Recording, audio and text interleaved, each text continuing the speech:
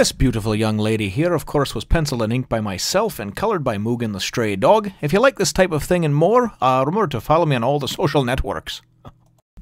One Piece, Chapter 224, Do Not Dream. Well, hello, my brothers and sisters of the Nerd Nation. I, as always, am Jim, here to bring you another review on the awesome and action-packed Thrill-A-Minute tale of One Piece. Our last chapter, of course, saw things ending up with Bellamy popping in over there, presumably looking to start some kind of fight or some kind of shit with Luffy at the end of the chapter after Luffy had had a brief encounter, albeit he didn't know that it was with Blackbeard. But, so that's where the chapter left off, and that's where things pick up. And this one, for me, was a little bit of a head-scratcher, and I'm sure it'll wind up coming to... I just can't wait to dive into the next one. That's why it's a head-scratcher for me, because Luffy and Zoro, of course, promised Nami that they weren't going to fight in the town. And it starts out with Bellamy walking up, and really actually kind of acting almost... He's kind of being condescending to Luffy, but at the same time, he kind of sits down, and he's just like, hey, you know... I'd like a drink of the most expensive thing you have and whatever for my friend here, you know? So Luffy's like, oh, thanks, you know, and he's going to drink up and everything.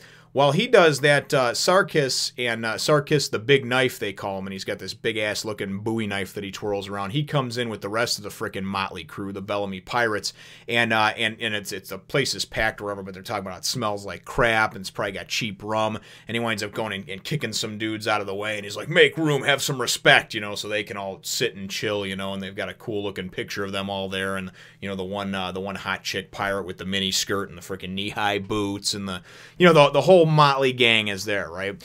So it goes back over to Bellamy, and he's sitting down and he's talking about how, you know, oh, so you're worth 30 million berries, huh?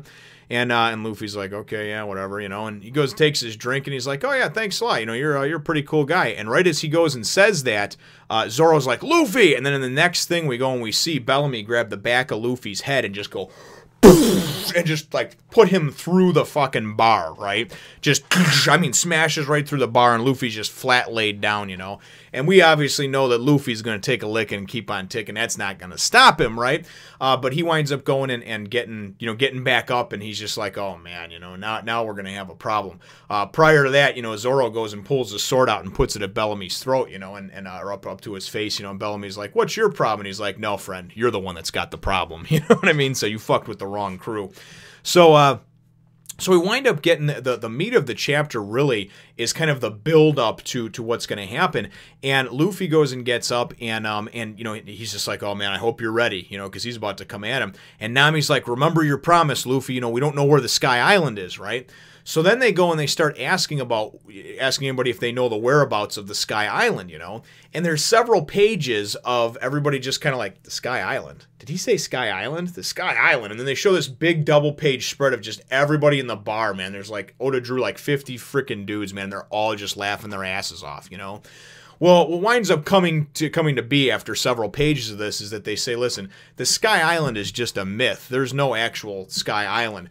They talk about, and I think it's Bellamy who actually goes and explains that there's always new currents and stuff like that being discovered on the Grand Line, but, you know, that this one errant current or whatever that there is, that's why ships start falling out of the sky, because people get pulled up into it maybe, and he kind of explains it as basically it's just a bunch of nonsense. People started trying to sail up towards that, but then, of course, they wind up, you know, just meeting their doom, ships falling from the sky, things like that. But really all it is just a pipe dream. There's nothing up there, you know, so... And then Bellamy goes into this several-page thing of where he basically just demeans Luffy, and I really thought that this was going to anger Luffy to the point where Luffy was just going to put him through a wall, you know? He winds up at some point during this whole thing actually nailing Luffy again, but that's towards the end of the chapter. But prior to that, he goes and he talks about, he's like, yeah, you know, and he basically says, you know, he's like One Piece, you know, Atlantis, like all these different legend type things or whatever. I don't know if Atlantis was one of them that was brought up. There was a couple other ones that were brought up, but anyway, these treasure hunts that people go on, these dreams that everybody has, he's like, they're stupid.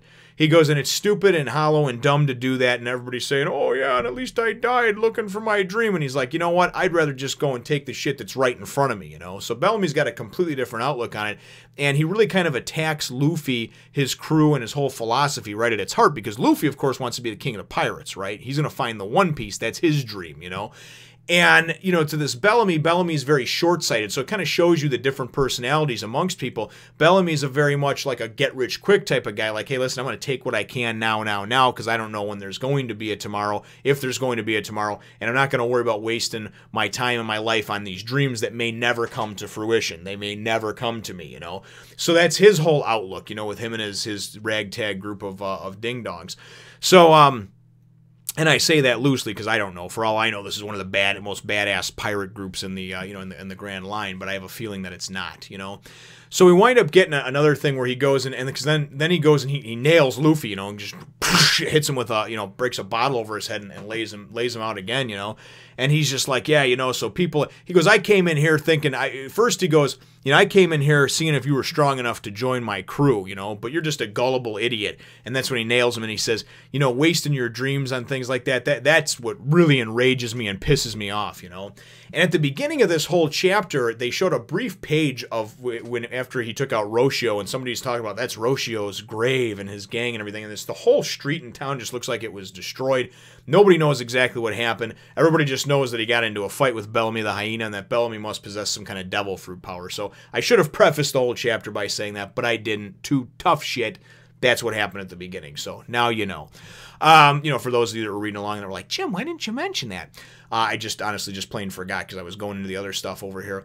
And really this chapter kind of irritated me in some ways because I believe that, you know, I'm a firm believer in that it is more difficult to just shut your mouth and walk away than it is to throw a punch. However, I believe that, you know, at this point, Bellamy has now not only attacked Luffy in his personal dreams and his crew and everything else and made fun of him, but he's nailed him twice. You know what I mean? So it's like, you know, you hit me once, yeah, you may get me to walk away or turn the other cheek, but, you know, you hit me again and then start attacking my dreams, my livelihood, my hopes, you know, we're going to have a problem. But that's just me. Luffy, though, however, really surprised me because he was a stronger man. He got back up, and Nami's like, you know what? You know what I said about, you know, about not fighting? Forget about that. Kick the shit out of these guys, right? And it's great because you think like, oh, we're about to throw down, and everybody's like, oh, yeah, they're going to fight. They're going to tussle with Bellamy's crew and blah, blah, blah, right? And then we go and we see Luffy, and he's just got this cool, gritty, determined look on his face after getting nailed not once, but twice by Bellamy, right? And he goes and he looks at Zoro because Zoro's about ready to throw down. You know what I mean? Zoro's just, you know, Zoro is, he's very much a good soldier, you know, in the sense that he listens to what Luffy says. And this is a perfect example. I mean, obviously he rescued Smoker when Luffy told him to do it, even though he didn't want to, because that's what Luffy said. So he's very good at, he's a good soldier, takes orders, you know. And so Luffy goes and looks up and he just says, Zoro, do not fight them. Do not fight them, you know, no matter what, do not fight them. And I'm just like, what? So that's where the chapter goes and ends off right over there. And it, like I said, it's kind of a head scratcher for him because I'm thinking in my mind, like, why isn't he attacking him, you know? I'm sure that it'll come to light in the next few chapters. And as soon as I'm done with this, I'm going to get back into it. But that's where things, you know, left off with it. And it's just like, son of a, you know, oh, why aren't you going to go and fight them? So anyway, that kind of leads into my chapter question. My chapter question is not so much do you think he's going to fight him or why didn't you and everything else. My chapter question is knowing, you know, what you know in your personal life and how your personal temperament is and things like that. Could you have done what Luffy did? Could you have gotten nailed not once but twice, right? I mean, jacked up, embarrassed, kind of spit on, everything else, you know, and made fun of, right, of your livelihood, your dreams, everything like that. And could you still walk away and tell your buddy or your soldier, your lieutenant, whatever you want to call him, right, your brother, chill out, man, we're not going to fight these guys, right? I don't know if I could. I honestly don't know if I could, but I want to know what you think. Weigh in, brothers and sisters, in the comments down below. Feel free to hit the thumbs up, the like button if you should think that I deserve it, and subscribe if you haven't done so already. We will look forward to catching all of you in the next One Nation. If you do not subscribe, my friends, you'll be answering to this man, and he does not look happy.